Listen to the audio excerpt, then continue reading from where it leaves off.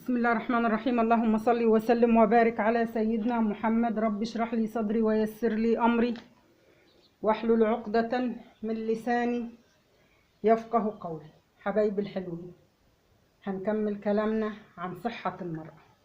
النهاردة معانا البقدونس.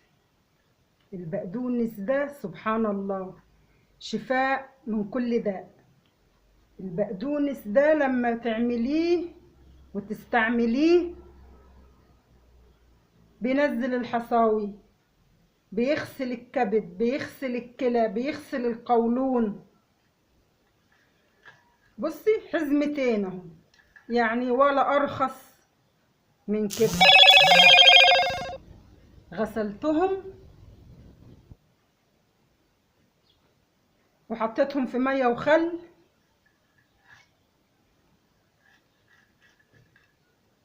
لازم الخضروات في ميه وخل. الفيديو بتاعنا النهارده الناس اللي عايزه تخس، الناس اللي عايزه تزيل الكرش، الناس اللي عايزه تبقى خفيفه خفيفه وهي ماشيه، خفيفه وهي يعني نشيطه. الانسان اللي عايز يبقى نشيط في بيته ده مانع للكسل، بيغسل الجسم، بيخلي الانسان ما يبقاش كسلان. البقدونس ده مانع للكسل، مفيش كسل لو بتستعملي بقدونس باستمرار ومفيش كرش. الجماعة السوريين بيستعملوه كتير، تبص تلاقيهم كلهم رفيعين والبشرة جميلة، لانه بيغسل الكبد والقولون والكلى وبيغسل جميع كل حاجة، وتعملي اخراج يعني ريحة العرق برضو ما تبقاش، يعني الصيف جاي ما بيبقاش فيه ريحة للعرق ولا ريحة في الفم. البقدونس ده احنا هناخده دلوقتي، هنعمله بسم الله الرحمن الرحيم. هيبقى معاه ليمون عشان نقول الوصفة كاملة، ومعاه قرنين فلفل وخيارتين صغيرين او خيارة كبيرة وقطاية صغيرة. القوطة عشان املاح فمش عايزين نكتر، الاملاح بتتقل الجسم، احنا بس عايزين ناخد فيتاميناتها. قطاية صغيرة كده ماشي. هنجيب الكبة بتاعتنا اللي هي صديقة المرأة.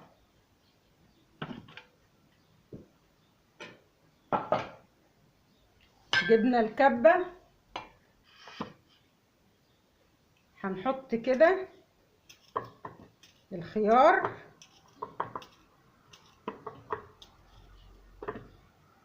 مريض السكر بيبقى باستمرار عنده امساك، فالخيار ده بيخلي مفيش امساك كويس. وادي الفلفل ده فيتامين سي، فيتامين سي هو اللي بيظبط البشرة، يعني المشروب بتاعنا ده فيه جميع الفيتامينات. القطاية الحلوة دي اهو كده ناخدها معانا. بعد كده هنقشر الليمونة،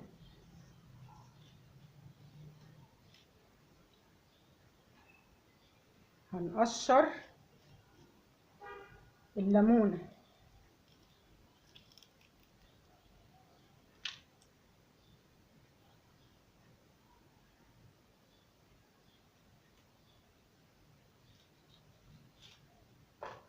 قشرنا الليمونة بتاعتنا كده، ناخد كده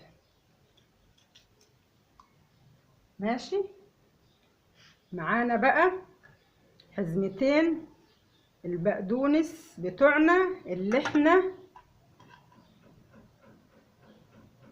غسلناهم ونقعناهم في ميه وخل. نخرطهم كده بس عشان ايه ما يلفش مع الكبه.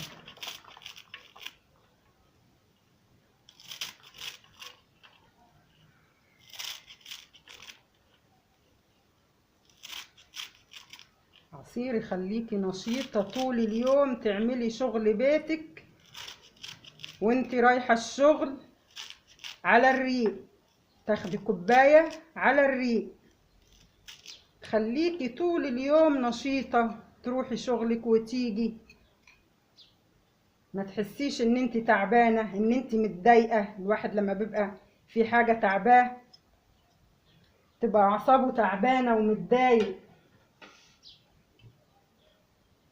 هنحط كده المية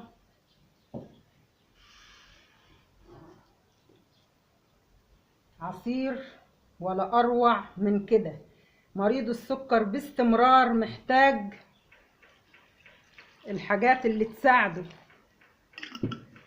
هنحط شوية مية قليلين بس عشان ايه؟ يتفرم، وبعدين نزود له مية.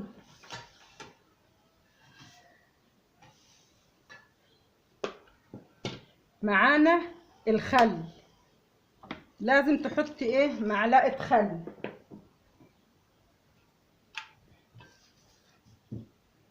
خل وليمون هيخلي لك الدنيا. بسم الله الرحمن الرحيم.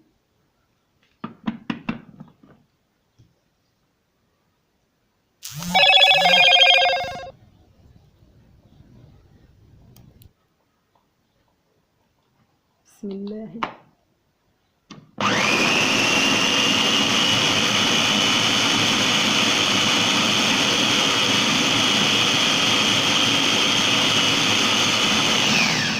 شايفة شكل العصير والجمال؟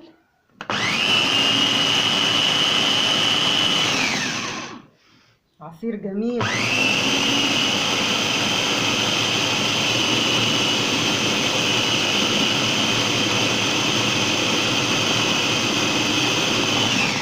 عندنا الخضرة رخيصة، حزمتين بقدونس ب2 جنيه.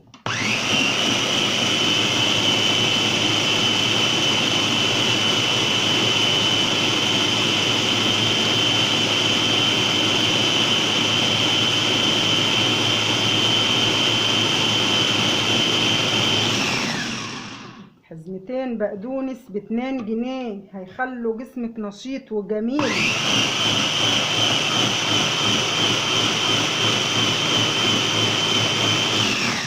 شايفة الجمال؟ شايفة الجمال؟ شايفة الشكل؟ ايه الجمال ده؟ ايه الحلاوة دي؟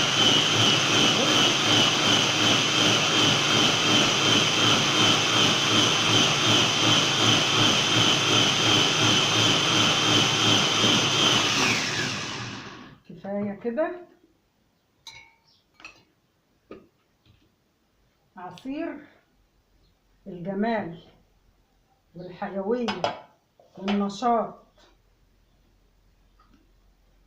نزود بقى المية. احنا بنحط له مية قليلة وهو بيتفرم عشان يتفرم كويس. ونجيب الشفشق ونصفي. بسم الله الرحمن الرحيم.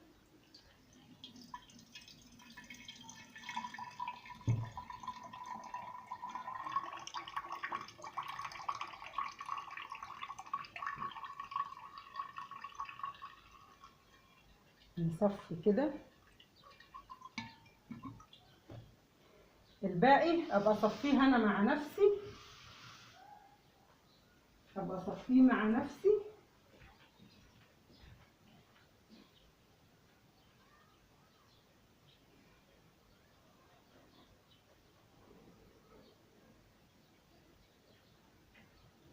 لازم تصفية العصير عشان وانت بتشربي او وانت بتديه لاولادك ما يبقوش ايه؟ مش مأذين منه. ادي بسم الله الرحمن الرحيم. كوباية الصبح وكوباية بالليل هيخلوكي اخر نشاط واخر حيوية واخر جمال. ايه الجمال ده والحلاوة دي؟ ادي العصير ولا ارخص من كده. حزمتين بقدونس ب2 جنيه. ولو حسبتي قرنين الفلفل الرومي، يعني دول قرنين صغيرين، تحطي واحد من لو جبت كبير، قرن رومي كده كبير، او 2 براحتك لو انت عدد افراد الاسرة عندك كتير. كل حاجة تعمليها على عدد افراد اسرتك. والخيارة خيارتين، يعني لما تحطي حزمتين بقدونس وخيارتين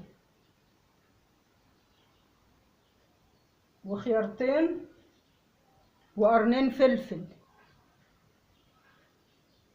دول هيعملولك هيملوا اللتر ده، كل افراد الاسرة تشرب منه. ولا تقولي لي صيدلية ولا فيتامينات ولا ادوية من الصيدلية، ولا احنا تعبانين مش قادرين، كله كسلان، كله عنده خمول، كله لما يكون يوم اجازة محتاجة تروحي مشاوير ومحتاجة توضبي البيت. واحنا قبل رمضان عايزين نوضب البيت ومش قادرة اقوم من مكاني، رجليا وجعاني، مفاصلي وجعاني، حاسة ان ريقي ناشف باستمرار. الحاجات دي سقوط الشعر، البشرة البهتانة اللي باستمرار يبان عليكي الارهاق والتعب، ده بيعوضك، بيخلي بشرتك زي الفل، بيخليكي نشيطة، بيغسلك القولون والكبد والكلى. الكلى اللي باستمرار عايزين نغسلها من كل حاجة. يعني الإنسان زي ما بيستحمى ويغسل جسمه من بره، جسمك من جوه محتاج يتغسل، محتاج يتغسل. يعني احنا بنتعرض لحاجات كتير، سموم من البقوليات ومن فول وطعمية ومن كذا ومن كذا ومن أدوية. كلنا بنستعمل أدوية كتير، ربنا يعافينا، والأدوية دي بيبقى ليها أعراض. طب ليه؟ ما أنا عندي اللي يزيل كل الأعراض دي والأوساخ اللي بتبقى في القولون، ورخيص جدا. ليه ما استعملوش؟ ده البقدونس عند الراجل بتاع الخضار بيقعد يبوظ. أنا لما كل يوم أجيب لي حزمتين ب2 جنيه، وبقى أنا وعدد أفراد أسرتي لا دور برد ولا حمى ولا سخونية ولا كل حاجة، مفيش. السكر بيتظبط، الضغط بيتظبط، كل حاجة في جسمي بتتظبط. يبقى أنا ما بجيبوش وأعمله ليه؟ أظبط سكري وأظبط جسمي وأظبط نفسي. أنا قعدت ما خدش دواء السكر 12 سنة، 12 سنة وأنا ماشية على الوصفات دي وما باخدش دواء سكر. بس برضو ما باكلش الحاجات اللي هي تهيج السكر، زي مكرونة، زي بلح، زي عنب، زي رز، زي الحاجات دي. باكل العيش وباكل يعني لو محشي مثلا، بس باكلش معاه عيش، بس مثلا بعدهم على ايديا كده كام صابع، مش ملو طبق كده يعني. قعدت 12 سنة وانا مظبطة نفسي ما باخدش دواء. دواء السكر برضو بيبقى ليه اعراض جانبية، يعني كل حاجة خلي بالك منها وكل حاجة اعرفيها. انا هاكل ده هيعمل في جسمي ايه، هشرب ده هيعمل في جسمي ايه. زي ما انت لو انت رايحة مشوار بتجهزي نفسك، دلوقتي انا بدخل اتوضى واصلي عشان نازلة، بتشطف بحضر غيار اللبس اللي انا نازلة بيه. برضو جسمي له عليا حق ان انا اعمل الشيء اللي يريحه عشان ابقى مرتاحة، ابقى مرتاحة، ما يبقاش فيه شكوى طول العمر. بالذات مريض السكر بيبقى ليه شكوى طول العمر، ربنا يعافينا ويعافيكم. مريض السكر بيبقى ليه شكوى طول العمر، فبنحاول على قد ما نقدر نخفف من الشكوى دي. يعني حتى لو ما قدرناش نزلها تماما بنحاول على قد ما نقدر، بنحاول نخفف، والله المستعان. الله المستعان. السلام عليكم ورحمة الله وبركاته.